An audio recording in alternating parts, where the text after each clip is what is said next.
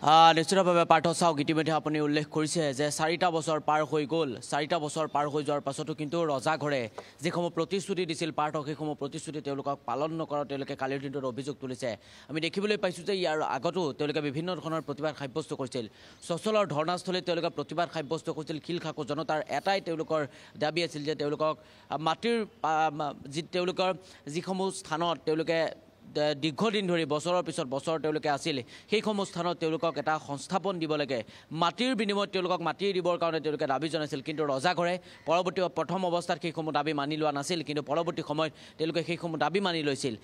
তাৰ পাছত কিন্তু ৰজাঘৰে তেওঁলোকক মাহিয়াই দৃষ্টিয়ে চাইছে বুলিও তেওঁলোকে কালিৰ দিনটোত উল্লেখ কৰিছে আৰু কালিৰ দিনটোত তেওঁলোকে হুংকাৰ জনাইছিল খিলখাকুৰ যিটো স্থানত তেওঁলোকে পূৰ্বে আছিল সেই স্থানত আকৌ পুনৰ তেওঁলোকে ঘৰ বনাম বুলি তেওঁলোকে উল্লেখ কৰিছিল আৰু যাৰ ফলত আৰক্ষী সেই স্থানত গৈ উপস্থিত হৈছে আৰু আৰক্ষীৰ লগত তেওঁলোকৰ কথা তৰ্কাতৰ্কি হৈছিল পৰৱৰ্তী সময়ত আৰক্ষীয়ে তেওঁলোকক আটক কৰিছিল চাৰিজনকৈ প্ৰায় চাৰিজনতকৈ অধিক ব্যক্তিক লৈ যোৱা হৈছিল কেইবাগৰাকীও মহিলা আছিল পাণবজাৰ মহিলা আৰক্ষী থানালৈ লৈ যোৱা হৈছিল আৰু পৰৱৰ্তী সময়ত বৰ্তমান সময়ত মোৰ পাছফালে থকা দিছপুৰ আৰক্ষী থানাত চাৰিজনক বৰ্তমান ৰখোৱা হৈছে আমাৰ হাতত থকা তথ্য অনুসৰি খিলখাকুৰ যিসকল জনতা সেই জনতাই কিছু সময় পাছত আহি উপস্থিত হ'ব দিছপুৰ আৰক্ষী থানা পাৰ্থ গোটেই ঘটনাটোৰ সন্দৰ্ভত যদি আপুনি চায় তেনেহ'লে ইয়াৰ আগত বিভিন্ন ধৰণৰ প্ৰশ্ন উত্থাপিত হৈছিল খিলখাকু জনতাক উচ্ছেদ কৰা হৈছিল খিলখাকুখন কিয় উচ্ছেদ কৰা হৈছিল সেই কথা হয়তো সকলোৱে জানে গুৱাহাটীৰ যি বানমুক্ত সেই বানমুক্ত পৰিকল্পনাৰ কাৰণে হিমন্ত বিশ্ব শৰ্মা নেতৃত্বাধীন চৰকাৰখনে এনেধৰণৰ এটা পদক্ষেপ হাতত লৈছিল তাৰ পাছত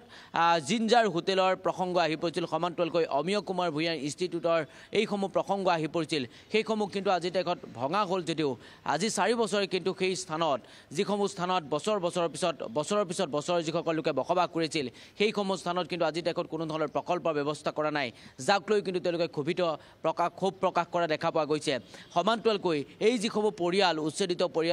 উচ্ছেদিত পৰিয়ালসকলক কিন্তু যেনেদৰে ৰজাঘৰে ক্ষতিপূৰণ দিম বুলি কৈছিল একাংশই কিছু ক্ষতি পাইছে কিন্তু আন একাংশই কিন্তু বৰ্তমান সময়তো পাবলৈ বাকী আছে বুলিও তেওঁলোকে উল্লেখ কৰিছে তেওঁলোকৰ তালিকাত একাংশৰ নাম অন্তৰ্ভুক্ত হোৱা নাই যাক লৈ কিন্তু তেওঁলোকে পুনৰবাৰ ক্ষোভিত হৈ পৰিছে বাৰে বাৰে তেওঁলোকে সচলৰ ধৰ্ণাস্থলীত প্ৰতিবাদ সাব্যস্ত কৰে কিন্তু তেওঁলোকৰ প্ৰতিবাদত কোনো ধৰণৰ গুৰুত্ব নিদিয়ে যাৰ ফলত কালিৰ দিনটোত আমি দেখিবলৈ পাইছিল যে উত্তপ্ত এটা পৰিস্থিতিৰ সৃষ্টি হৈছিল মাটিৰ বিনিময়ত যদি মাটি নিদিয়ে তেনেহ'লে তেওঁলোকে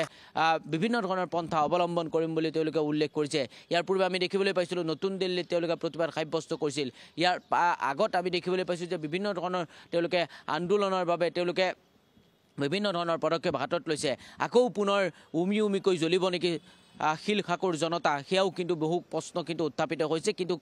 কিছু সময় পাছতেই সচলৰ যিসকল উচ্ছেদিত লোক সেই উচ্ছেদিত লোকসকল কিছু সময় পাছতে হয়তো দিছপুৰ আৰক্ষী থানাত উপস্থিত হ'ব ইতিমধ্যেই কেইবাগৰাকী ব্যক্তিয়ে ইতিমধ্যে সেই কথা অৱগত কৰিছে আৰু বৰ্তমান সময়ত দিছপুৰ আৰক্ষী থানাত 4জনকৈ ব্যক্তিক ইয়াত ৰখোৱা হৈছে আৰু 4জনকৈ ব্যক্তিক তেওঁলোকক সোধা পোছা অব্যাহত ৰাখিছে কালিৰ দিনটোত তেওঁলোকক এই স্থানতে ৰখোৱা হৈছে হয়তো তেওঁলোকক পৰৱৰ্তী সময়ত যদিহে আজি এৰি নিদিয়ে হয়তো তেওঁলোকক মেডিকেল কৰাব লাগিব চিকিৎসা কৰাই হয়তো তেওঁলোকক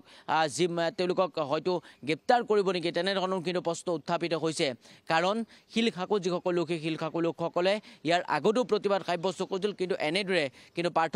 আৰক্ষীয়ে কিন্তু এনেদৰে তেওঁলোকক অনা নাছিল আৰক্ষীয়ে ক'ৰবাত কেতিয়াবা তেওঁলোকক লাঠি চালনা কৰিছিল কিন্তু খিলখাকু উচ্ছেদিত জনতাই 4 বছৰে প্ৰতিবাদ সাব্যস্ত কৰিছে কিন্তু প্ৰথমবাৰৰ বাবে তেওঁলোকক এনেদৰেই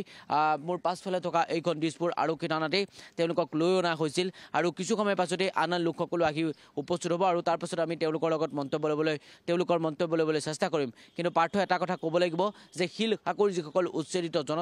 উচ্ছেদিত জনতাই কিন্তু পুনৰবাৰ প্ৰতিবাদ সাব্যস্ত কৰা আমি দেখিবলৈ পালোঁ কালিৰ দিনটোত আৰু তেওঁলোকে বাৰে বাৰে এটা কথা কৈছে যে তেওঁলোকক মাটিৰ বিনিময়ত মাটি তেওঁলোকক দিব লাগে তেওঁলোকক ৰজাঘৰে দিয়া যিসমূহ প্ৰতিশ্ৰুতি মন্ত্ৰী জয়ন্ত মল্লৱ বৰুৱাই গুৱাহাটী উন্নয়ন দপ্তৰৰ মন্ত্ৰী জয়ন্ত মল্লৱ বৰুৱাই দিয়া যিসমূহ প্ৰতিশ্ৰুতি সেই প্ৰতিশ্ৰুতিসমূহ যদি পূৰণ নকৰে তেনেহ'লে কিন্তু তেওঁলোকে অনাগত দিনত আন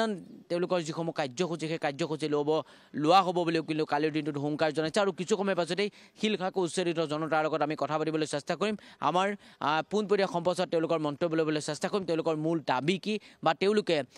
পৰৱৰ্তী সময়ত তেওঁলোকে কোনসমূহ কাৰ্যপন্থা ল'ব সেইসমূহৰ ওপৰত আমি দৰ্শকসকলক অৱগত কৰাবলৈ চেষ্টা কৰিম পাৰ্থ ধন্যবাদ জ্ঞাপন কৰিছোঁ কল্প আপোনাক এই মুহূৰ্তত আৰু এনেকৈ সামগ্ৰিক ঘটনাৰ আপডেটছ আমাৰ সাংবাদিক কল্পই জনাইছে